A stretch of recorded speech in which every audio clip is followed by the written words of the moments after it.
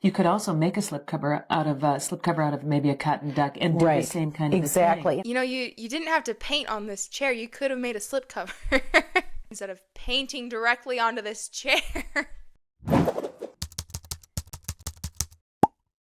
Decorating Sense aired on HGTV from 1997 to 2008. The goal of the show was to help homeowners redecorate rooms on small budgets. Let's let the photos of the finished rooms speak for themselves. Thanks for letting me speak for myself. Finally, my voice can be heard.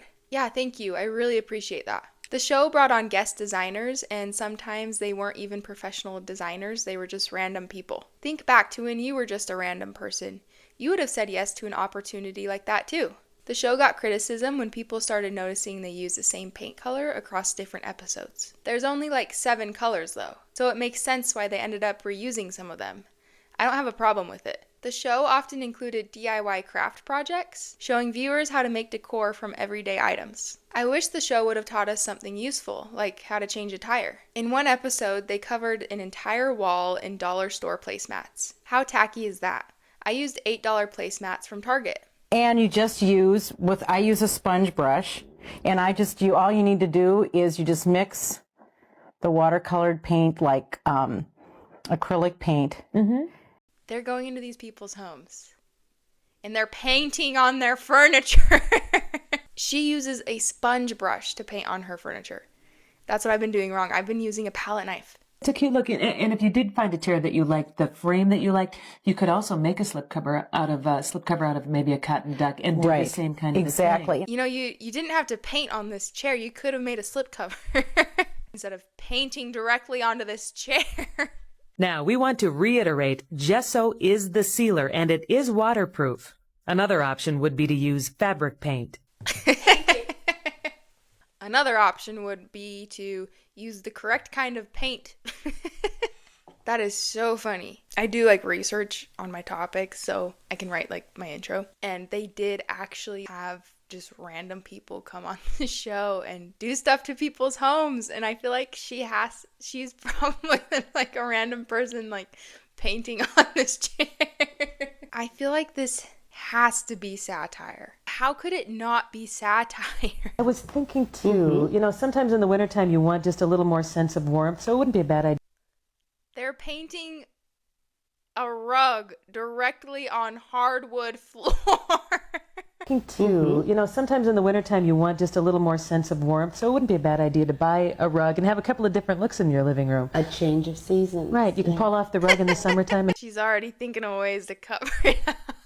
I mean, we could just throw a rug over it, okay? Summertime and have this. And this is a perfect 5x7. Okay, we do need to protect it though. Absolutely, right? Absolutely. How would we do that? Who do they need to protect it from?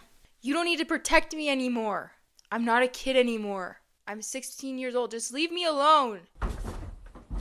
How would we do that? Well, with 2 big dogs, I would recommend 4 coats of polyurethane. 4? Mm-hmm. If you have 2 big dogs, 4 coats, polyurethane. 2 small dogs, 3. 3. Okay. Right. The bright colors work like magic to cover up the scratches on the wood floor. And we made a simple... They had to paint this on the floor to cover up some scratches. So if you ever need to cover up a scratch on your hardwood floors, paint a rug, cover it with 4 coats of polyurethane, and you won't have to look at that ugly freaking scratch ever again. And we made a simple diamond stencil out of paper to create the decoration around the border. And to protect it, we painted polyurethane over the dried paint. Come on, I don't need to be protected anymore. Doggies beware, this rug isn't going anywhere. They painted the little tassels on the They painted little squiggle tassels. I mean, it almost looks like you can just roll it up and throw it into the garbage can. And to protect it, we painted polyurethane over the dried paint. Doggies beware, this rug isn't going anywhere. Doggies beware and homeowners beware. This rug is not going anywhere. Thank goodness they painted those tassels. It almost looked fake for a second. 4 different colors. Black-eyed Susan yellow for the storage area. Bubblegum pink for our dress-up corner and dance center. They only have 2 paintbrushes. They're on an interior decorating TV show and they only have 2 paintbrushes. They keep switching off. So one does all the trim and the other one does all the larger area. Bubblegum pink for our dress-up corner and dance center. They're combining the dress-up corner and dance center. I have mine separate. Dress-up corner, dance center. Haven't painted them yet, but so it gets really confusing. And fire engine red for our art corner and kitchen. That's funny. Are they trying to fit 15 rooms into this one room? There's a lot going on in here. There's always like 6 people in this room doing something in each corner. Someone's dancing, someone's cooking in the kitchen, someone's reading, someone's organizing their storage. I need to color code my house. Like, where am I right now? I don't know. Do you know how convenient it would be to walk into a room, see fire engine red, and say, oh, this is the kitchen area. You don't have to guess where you are anymore. You don't have to pretend like you know what you're doing. You just rely on the colors of the wall to guide you through your life. Someone commented, this is the most tame thing I've seen them do. And that's a Statue of Liberty. And this is one that Kathy and I built as a collaborative project.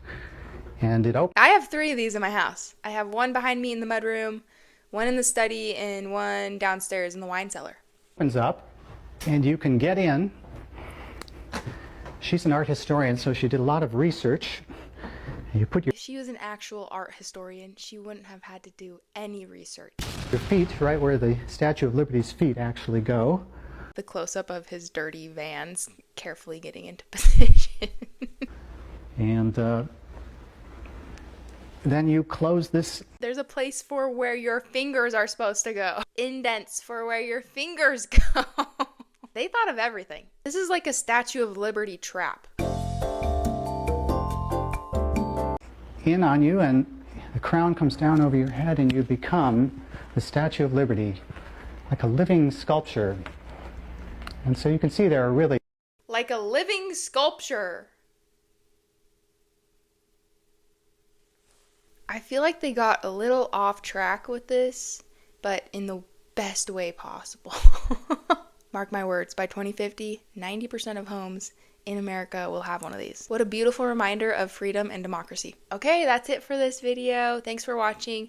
Let me know where you keep your Statue of Liberty in your home, and make sure you like and subscribe. I post every Wednesday these reaction videos, and then Mondays I post a long form sketch. So yeah. Okay, bye. I love what you have done above your headboard. You've got to tell me about that. Thank you. Those are my kids' overalls. I have 2 boys and a girl, and I didn't want to stick them in a box into the basement, so I bought a little rod and hung them up. It looks great. Thanks. You know what it does for me is after a really hard day, I can come up and see those little overalls and everything's okay. Good reminder.